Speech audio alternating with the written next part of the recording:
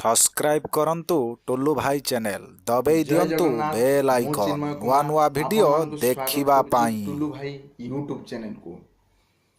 ପ୍ରେମ ପ୍ରେମ ଶାଶ୍ୱତ, ପ୍ରେମ ଚିରନ୍ତନ, ପ୍ରେମ ହିଁ ଗୋଟେ ମଣିଷକୁ ବଦଳେଇ ପାରେ। ମୁଁ ମୋ ପ୍ରଥମ ପ୍ରେମ ବିଷୟରେ କହୁଛି। ମୋ ଦ୍ୱାରା କୌଣସି ଝିଅ ପଟୁନଥିଲେ। ଯଦି ପଟୁନଥିଲେ, ମୋର ଗୋଟେ ସାଙ୍ଗ ଥାଏ ପୁରା ହିରୋ ହ୍ୟାଣ୍ଡସମ୍ ଭଳି। ତା ମୋବାଇଲ ଦିନେ ମୋ ପାଖରେ ଥାଏ। ତାକୁ ଗୋଟେ ଝିଅ ମେସେଜ କରିଥାଏ ଆଇ ଲଭ୍ ୟୁ। ମୁଁ ଦେଖିଦେଇକି ମୁଁ ଭାବିଲି ଏ ଭଲ ଝିଅ ହେଇଥିବ। ସେଥିପାଇଁ ସେ ଝିଅ ନମ୍ବରଟି ମୁଁ ନେଇ ଆସିଲି ଆଉ ତାକୁ କଲ୍ କଲି। ଝିଅ ଉଠେଇଲା। ଆପଣମାନେ ତ ଜାଣିଥିବେ ଝିଅମାନଙ୍କୁ କଲରେ ହିଁ କଥାବାର୍ତ୍ତା କରନ୍ତି।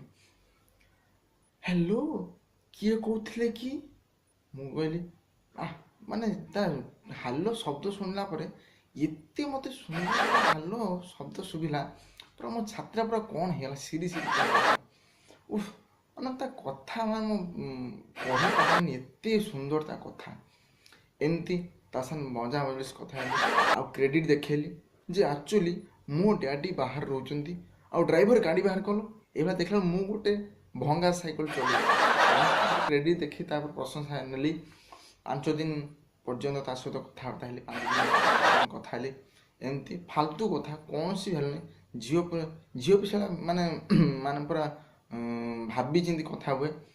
ଆକ୍ଚୁଆଲି ମୋ ଜେଜେଙ୍କର ହାର୍ନିଆ ହେଇଯାଇଛି ଆଉ ମୋ ଜେଜେଙ୍କର ଆକ୍ଚୁଆଲି 10 ବର୍ଷର ଯେଉଁ କ'ଣ ହେଲା, 10 ବର୍ଷର ଲୁଙ୍ଗି ଚିରିଗଲା। ମାନେ ଭ୍ୟାଲୁଲେସ୍ କଥା ସବୁ। ଏଇଭଳିଆ ଆମେ ଫାଇନାଲ୍ କଲୁ ଦେଖା କରିବି ତାକୁ। ସେଇଠୁ ଦେଖା କରିବା ପାଇଁ ତାକୁ କହିଲି। ସେ ସେଇଠୁ ଦେଖା କରିବା ପାଇଁ ରାଜି ହେଲା। ମୁଁ ମୋର ତାକୁ ଦେଖା କରିବି ବୋଲି ପୁରା ଜିନ୍ସ ଫିନ୍ସ ମାରିକି ପୁରା ହଳଦୀ ଫଳଦୀ ମୁହଁରେ ହିରୋ ଭଳିଆ ଯିବି ଝିଅକୁ ଦେଖା କରିବି।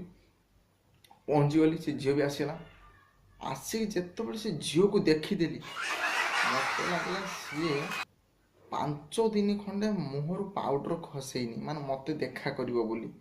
ଲାଷ୍ଟକୁ ସେ ଝିଅକୁ ସେଇଠି ଜୁହାର ହେଇକି ଗୋଟିଏ ଡିଆଁ ଆସି ଘରେ ପହଞ୍ଚିଲା। ଏମିତି ମୋ ପ୍ରଥମ ପ୍ରେମ। ଯଦି ଆପଣମାନଙ୍କ ଭିତରେ ମଧ୍ୟ ଏମିତି କିଛି ଅନୁଭୂତି ଅଛି, ନିଶ୍ଚିନ୍ତ କମେଣ୍ଟରେ ଲେଖନ୍ତୁ। ଏବଂ ମୋର ଗୋଟିଏ ଅନୁରୋଧ, ଯଦି ଆପଣମାନେ ରଙ୍ଗ ନମ୍ବରରେ ଭଲ ପାଉଛନ୍ତି, ଆପଣ ପ୍ରଥମେ ସେ ଝିଅକୁ ଭଲ ଭାବରେ ବୁଝନ୍ତୁ, ଝିଅକୁ ଭଲ ଭାବରେ ଚିହ୍ନନ୍ତୁ, ତାପରେ ଭଲ ପାଆନ୍ତୁ।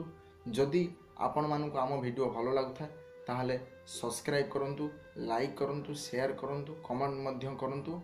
ଶେଷରେ ଆପଣମାନେ ଭଲରେ ରୁହନ୍ତୁ।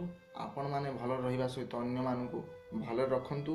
ସର୍ବେ ଭବନ୍ତୁ ସୁଖିନଃ, ସର୍ବେ ସନ୍ତୁ ନିରାମୟା, ସର୍ବେ ଭଦ୍ରାଣୀ ପଶ୍ୟନ୍ତୁ, ମା କଶ୍ଚିତ୍ ଦୁଃଖ ଭାଗ ଭବେତ୍। ଜୟ ଜଗନ୍ନାଥ।